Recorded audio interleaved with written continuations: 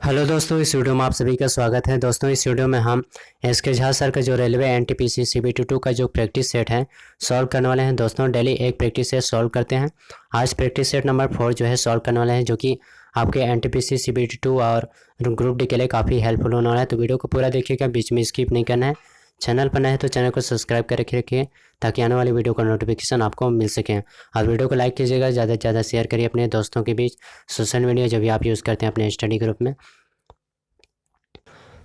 अगर आपको इस वीडियो का पीडीएफ चाहिए तो आप हमारे Telegram channel NKY GK master से जुड़ जाइएगा। टेलीग्राम पर सर्च कीजिए NKY GK मास्टर करके, या फिर डिस्क्रिप्शन में लिंक है, वहाँ से भी आप कनेक्ट हो सकते हैं। तो चलिए आज के क्वेश्चन स्टार्ट करते हैं। तारामंडल के नामकरण के लिए कौन सी एजेंसी जिम्मेदार है? तो आंसर हो जाएगा ऑप्शन नंबर बी, अंतर्राष्ट्रीय खगोलीय संघ जो है तारामंडल के नामकरण के लिए जिम्मेदार एजेंसी होता है। फिर अगला क्वेश्चन देखिएगा, यहाँ पर क्वेश्चन कह रहा है न्यूजीलैंड में कौन से रंग सुनामी चेतावनी संकेतों के लिए इस्तेमाल किया जाता है? तो इसका आंसर हो जाएगा ऑप्शन नंबर ए, सफ़ेद और नीला रंग जो है सुनामी चेतावनी संकेतों के लिए इस्तेमाल किया जाता है। फिर अगला क्वेश्चन देखिए, ग्रहों के ग्रह पथों का सामान्य आकार क्या होता है? तो आंसर हो जाएगा ऑप्शन नंबर सी, अंडाकार एलिप्टिकल होता है ग्रहों के ग्रह पथों का सामान्य आकार। फिर अगला क्वेश्चन देखिएगा, निम्नलिखित शहरों में से कौन सा देश भूमध्य रेखा की लाइन पर पड़ता है? निम्नलिखित देशों में से कौन सा देश जो है भूमध्य रेखा की लाइन पर पड़ता है? तो इसका आंसर हो जाएगा ऑप्शन नंबर ए, मालदीव देश जो है भूमध्य रेखा की लाइन पर पड़ता है। फिर अगला क्वेश्चन देखिए, लुप्तप्राय भारतीय औषधीय पौधा प्रजाति कौन सी है? तो आंसर हो जाएगा इसका ऑप्शन नंबर बी, पोडोफाइलम जो है लुप्तप्राय भारतीय औषधीय पौधा प्रजाति है। फिर अगला क्वेश्चन देखिए, साबुन में एंटीसेप्टिक गुण निम्नलिखित मिश्रणों में से किसे के कारण होता है? तो इसका आंसर हो जाएगा ऑप्शन नंबर ए, बिथियोनल जो है साबुन में एंटीसेप्टिक गुण जो है बिथियोन के कारण पाया जाता है। अगला क्वेश्चन देखिएगा, पानी में गिरती हुई बूंदें किस विशेषता के कारण गोलाकार बनती है? तो इसका आंसर हो जाएगा ऑप्शन नंबर ए, पानी का पृष्ठ तनाव के कारण पानी में गिरती हुई बूंदें जो है गोलाकार बनती है। फिर अगला क्वेश्चन देखिए, पानी मिलाने के बाद सीमेंट का बैठना एवं कठोर होने का कारण क्या होता है? तो आंसर हो जाएगा इसका ऑप्शन नंबर सी, सीमेंट बनाने वाले यौगिकों का हाइड्रेशन हो जाना पानी मिलाने के बाद सीमेंट का बैठना एवं कठोर होने का कारण होता है, सीमेंट बनाने वाले यौगिकों का हाइड्रेशन। फिर अगला क्वेश्चन देखिए, जापान की राष्ट्रीय पोशाक कौन सी है? तो आंसर हो जाएगा ऑप्शन नंबर डी, किमोनो जो है जापान की राष्ट्रीय पोशाक होती है। फिर अगला क्वेश्चन देखिए, निम्न में से कौन से स्वतंत्रता सेनानी ने जेल की दीवारों पर महाकाव्य कमला लिखा था? आंसर हो जाएगा option number B, V D. Savarkar ने जेल की दीवारों पर महाकाव्य कमला लिखा था, जो कि स्वतंत्रता सेनानी था। फिर अगला क्वेश्चन देखिए, निम्न में से कौन सा प्लैनेटरी बॉडीज के लिए केपलर के नियमों में से एक नहीं है? तो ऑप्शन देखिएगा, ऑप्शन ए कह रहा है एक ग्रह पथ दो केंद्र बिंदुओं में से एक पर सूर्य के साथ एक अंडाकार होता है। ऑप्शन बी कह रहा है एक ग्रह और सूर्य को जोड़ने वाली एक रेखा खंड समय के बराबर अंतराल के दौरान बाहर बराबर क्षेत्रफल बनाती है। ऑप्शन सी कह रहा है एक ग्रह की कक्षीय अवधि का वर्ग अपने ग्रह पथ की अर्ध प्रमुख धुरी के घन के अनुपातिक होती है। और ऑप्शन डी कह रहा है कक्षीय यानी कि ऑर्बिटल अवधि ग्रह के द्रव्यमान पर निर्भर होती है। तो याद रखिएगा, इसका जो करेक्ट आंसर हो जाएगा ऑप्शन नंबर डी, कक्षीय अवधि ग्रह के द्रव्यमान पर निर्भर होती है। इसका सही आंसर हो जाएगा, यह जो है केपलर के नियमों में से एक नहीं है, बाकी सब केपलर के नियम के अनुसार है। फिर अगला क्वेश्चन देखिएगा, गांव में कुएं के पानी को शुद्ध करने के लिए उपयोग किया जाने वाला सर्वाधिक आम कीटाणुनाशक कौन सा होता है? तो आंसर हो जाएगा option number B, potassium permanganate जो है गांव में कुएं के पानी को शुद्ध करने के लिए उपयोग किया जाने वाला कीटाणुनाशक होता है। फिर अगला क्वेश्चन देखिए, कार्बन मोनोऑक्साइड से क्या होता है? तो ऑप्शन है श्वसन प्रणाली में खांसी और घुटन की समस्या। ऑप्शन बी है श्वास नली में संकुचन। ऑप्शन सी है सिर दर्द, उल्टी आना, आवाज़ स्पष्ट न निकलना और आक्षेप, कोमा, मृत्यु, इस प्रकार की समस्या। और ऑप्शन डी कह रहा है अस्थमा के बाद क्रोनिक ब्रोंकाइटिस। तो इसका आंसर हो जाएगा ऑप्शन नंबर सी, सिर दर्द, उल्टी आना, आवाज़ स्पष्ट न निकलना, आक्षेप, कोमा और मृत्यु, इस प्रकार की समस्या होती हैं कार्बन मोनोऑक्साइड से। फिर अगला क्वेश्चन देखिएगा, सभी इनपुट डिवाइस का उपयोग करने के लिए सबसे सरल, सहज और सबसे आसान निम्न में से कौन सा है? तो आंसर हो जाएगा option number D, touch screen जो है सभी इनपुट डिवाइस का उपयोग करने के लिए सबसे सरल, सहज और आसान होता है। फिर अगले क्वेश्चन देखिए, सुपर कंप्यूटर में प्रत्येक वर्ड कितना लंबा होता है? तो आंसर हो जाएगा ऑप्शन नंबर ए, 64 बिट। सुपर कंप्यूटर में प्रत्येक वर्ड जो है 64 बिट लंबा होता है। फिर अगला क्वेश्चन है, ज्ञान के निम्न में से किस केंद्र के साथ चंद्रगुप्त मौर्य के गुरु चाणक्य संबंध थे? आंसर हो जाएगा ऑप्शन नंबर ए, तक्षशिला। तक्षशिला केंद्र के साथ चंद्रगुप्त मौर्य के जो गुरु थे चाणक्य संबंध थे। फिर अगला क्वेश्चन देखिएगा, दक्षिण भारत का प्रसिद्ध युद्ध तक्कोलम किसके बीच लड़ा गया था? आंसर हो जाएगा ऑप्शन नंबर बी, चोला और राष्ट्रकूट के बीच लड़ा गया दक्षिण भारत का प्रसिद्ध युद्ध तक्कोलम। फिर अगला क्वेश्चन देखिए, क्वेश्चन कह रहा है, कांग्रेस के किस अध्यक्ष ने क्रिप्स मिशन और लॉर्ड वेवेल के साथ बातचीत की? आंसर हो जाएगा ऑप्शन नंबर ए, अब्दुल कलाम आज़ाद ने क्रिप्स मिशन और लॉर्ड वेवेल के साथ बातचीत करी। फिर अगला क्वेश्चन देखिए, धरती के गर्भ में ऑप्शन ए है जैसे जैसे गहराई बढ़ेगी वैसे ही तापमान कम होगा। ऑप्शन बी है जैसे जैसे गहराई बढ़ेगी वैसे ही दबाव गिरेगा। और ऑप्शन सी है जैसे जैसे गहराई बढ़ेगी वैसे ही तापमान बढ़ेगा। ऑप्शन डी कह रहा है गहराई के बढ़ने के साथ ही तापमान और दबाव कम होगा। तो इसका करेक्ट आंसर हो जाएगा धरती के गर्भ में जैसे जैसे गहराई बढ़ेगी वैसे ही तापमान बढ़ेगा, यानी कि ऑप्शन सी इसका करेक्ट आंसर होगा। फिर अगला क्वेश्चन देखिए, एक गेंद फर्श पर लुढ़काई जाती है, सीधी रेखा पर चलते हुए यह फर्श द्वारा लगाए गए घर्षण बल के कारण रुक जाती है। गेंद के चलने के दौरान त्वरण और बल विषयक कौन से निम्न कथन सत्य हैं? तो इसका करेक्ट आंसर हो जाएगा ऑप्शन नंबर बी, त्वरण और बल दोनों ऋणात्मक है। अगला क्वेश्चन है, एक वस्तु की छवि एक समतल दर्पण में देखी जाती है, यह छवि है। तो इसका आंसर हो जाएगा ऑप्शन नंबर डी, आभासी और सीधी है। अगले क्वेश्चन देखिए, इनमें से किसका परमाणु आकार सबसे बड़ा है? तो इसका करेक्ट आंसर हो जाएगा ऑप्शन नंबर डी, पोटेशियम का परमाणु आकार बड़ा है।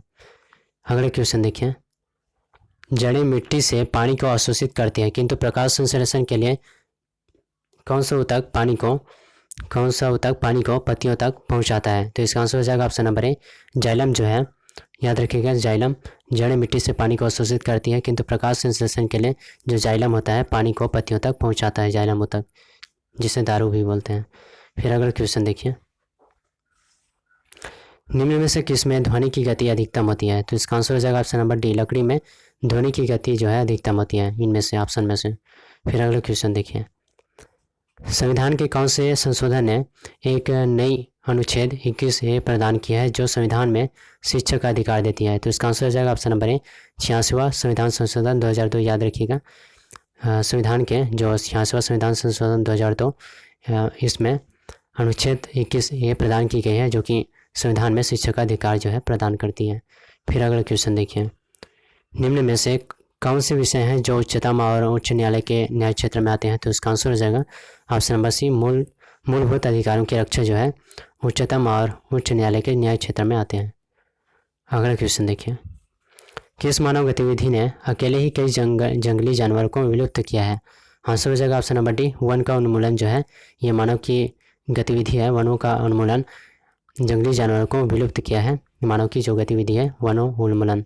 फिर अगला क्वेश्चन है, यदि एक मरीज के दोनों गुर्दे असफल हो गए हों तो एक कृत्रिम गुर्दा मरीज की जीवित रहने में मदद कर सकता है, प्रक्रिया के माध्यम से कौन सी प्रक्रिया होगी?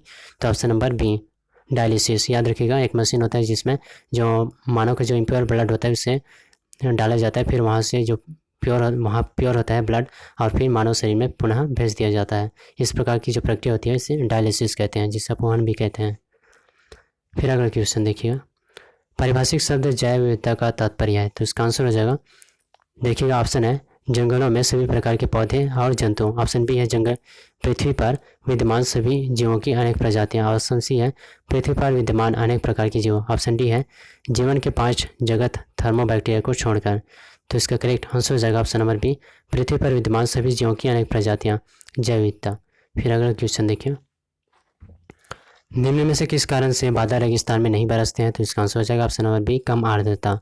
कम आर्द्रता के कारण बादल जो है रेगिस्तान में नहीं बरसते। फिर अगला क्वेश्चन देखिए, निम्न में से उस संस्थान का नाम बताना है जो भारत में महिलाओं के लिए पूर्ण रोजगार और आत्मसम्मान प्रदान करता है। तो इसका आंसर हो जाएगा ऑप्शन नंबर डी, सेवा जो है सेवा संस्थान भारत में महिलाओं के पूर्ण रोजगार और आत्मसम्मान प्रदान करता है। अगला क्वेश्चन देखें, निम्न में से किस समिति ने उद्योगों में लघु पैमाने के क्षेत्र की वस्तुओं के आरक्षण को हटाने की अनुशंसा की है? तो आंसर हो जाएगा ऑप्शन नंबर ए, आबिद हुसैन समिति ने उद्योगों में लघु पैमाने के क्षेत्र की वस्तुओं के आरक्षण को हटाने की अनुशंसा करी है। फिर अगला क्वेश्चन देखिए, शिलिंग किस देश की मुद्रा है? तो इसका आंसर हो जाएगा ऑप्शन नंबर ए, केन्या की मुद्रा है शिलिंग। आप कमेंट बॉक्स में छापिए कि जरा की मुद्रा कौन सी है, कमेंट बॉक्स में छाप दीजिएगा, आंसर जरूर दीजिएगा। अगला क्वेश्चन देखिए, निम्न में से कौन सा दुनिया का सबसे पुराना ग्रैंड स्लैम है? आंसर हो जाएगा ऑप्शन नंबर ए, विंबलडन जो है दुनिया का सबसे पुराना ग्रैंड स्लैम है। अगला क्वेश्चन देखिए, खेल के कोच के लिए द्रोणाचार्य सम्मान किस वर्ष में आरंभ किया गया था? तो इसका करेक्ट आंसर हो जाएगा ऑप्शन नंबर बी, 1985 में, याद रखिएगा 1985 में खेल के कोच के लिए द्रोणाचार्य जो सम्मान है आरंभ करी गई थी।